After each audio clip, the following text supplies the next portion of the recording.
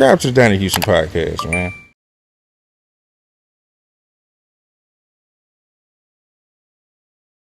I didn't want no parts of this stuff right here. You know what I'm saying? Because I knew that wasn't my lane. I wanted to be in the background, and people just kind of said, "Hey, man, you want to get this thing going? You're gonna have to come out more, do this." I'm like, "All right, I'll give into that."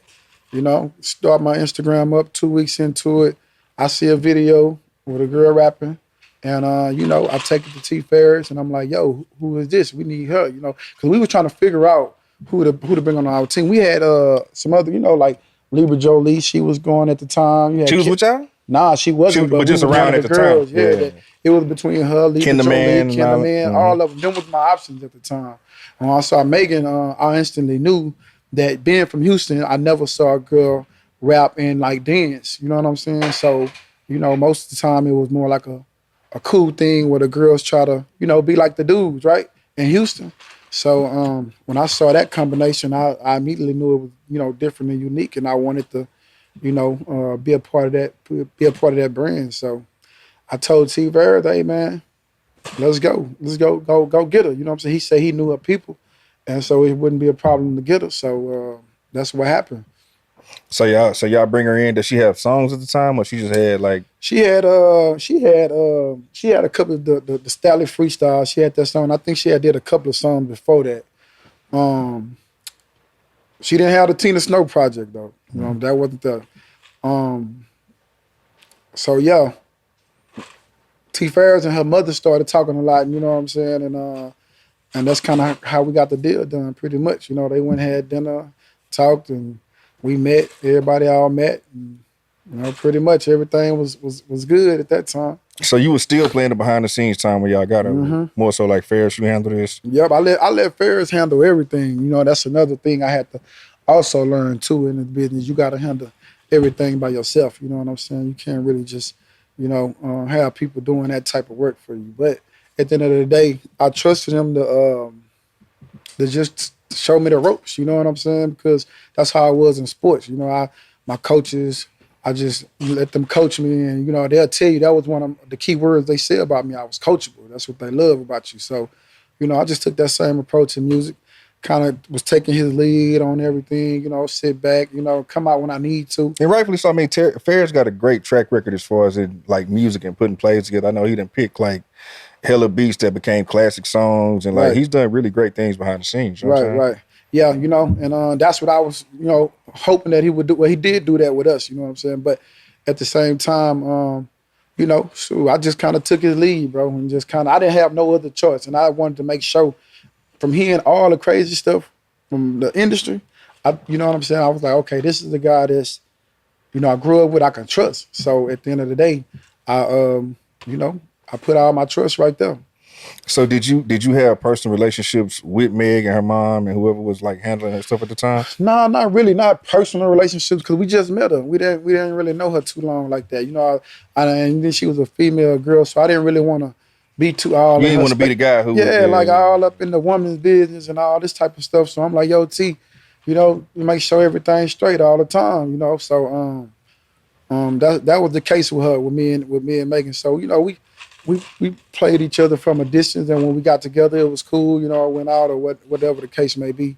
But for the most part, yeah, I tried to let T Ferris handle that because I didn't really know how to handle that. You know what I'm saying, at the time. So talk about when y'all did Big Old Freak. Did y'all know that might have been the one that was gonna get y'all out here? Man, so I mean, I could say this on the podcast, but I know they gonna always, you know what I'm talking about, say that wasn't the case. But at the end of the day, when we put if y'all read her first single that we put out with us was Cocky. It was called Cocky. That was the first single. And we all made the Tina Snow project. We had my studio and we listening to it. We got, OG Run C's and DJ Erics and everybody is there listening. And, when everybody got their quest to say which song they wanted to think should go first. And so me being like the newcomer, you know what I'm saying? I'm not even giving my advice on it because I'm knowing they're gonna say, man, you don't know what you talking about, man, shut up. So I'm not even saying nothing. So they going around, they saying they songs or whatnot. And when they get to me, they ask me, and Joe, my boy Joe can vouch for me because he was there. Because I know the other side ain't gonna never say this true. But Joe was there. Her mom asked me. She said, "Carl, what song do you think you like?" And I just was like, they thought I was being funny. I was like, "Well, for me, you know what I'm saying, the song would be Big Old Freak." And in my mind, I'm like, shoot, what I'm saying? It matched. The song matched with. I don't know if you know your daughter, but this is who your daughter is right here. You know what I'm saying? So by this time you had got to know Meg and y'all had like a relationship. Yeah, we was cool. And but with her mama there, she was so stiff. Her mama didn't play, so you couldn't.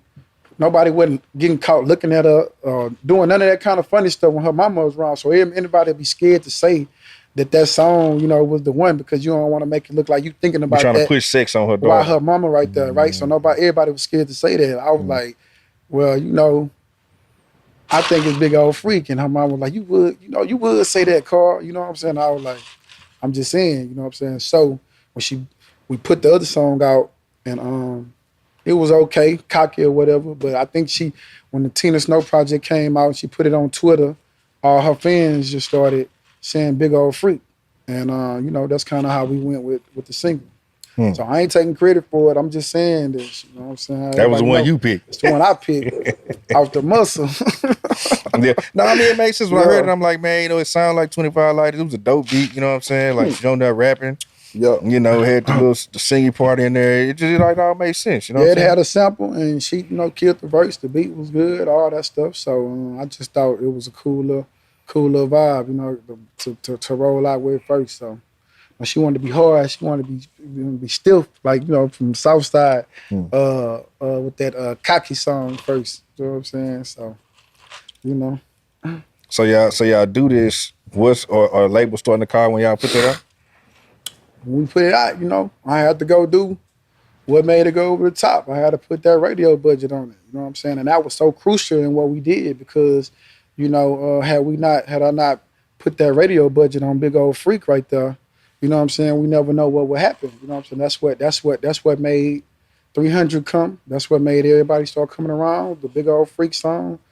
They hearing it on the radio. We pushing it all summer. You know what I'm saying? That costs money. You know what I'm saying? So. And you just said something, radio, but see, people always think like, oh my God, dope song, it should go on the radio, and it don't work like that. Like, you might get some local radio play, but when you talking about some real radio play, and that's what I was talking about earlier with having that capital, like, how much money does it cost, even if you don't want to put an exact dollar amount, about how much money would you say for anybody who listens, just on some game shit, like, if you really want to push a record, this is what you got to be working with. You got to be working with some money, at least, you know what I'm saying, I'm going to say at least 150,000, you know what I'm saying? Just if you're gonna push it, if you want it to work, you know what I'm saying? I heard the 100K number before, You know what I'm saying? If you want it to work, because you got to be pushing it all year. Now, if you just somebody who just get lucky and it just go big, but but the way they got it now, you ain't getting it through there. They some shut it down and you gotta spend. That's it. I mean, I know you ain't supposed to be, or whatever, but at the end of the day, this is the way the game goes. Yeah, you know what I'm saying?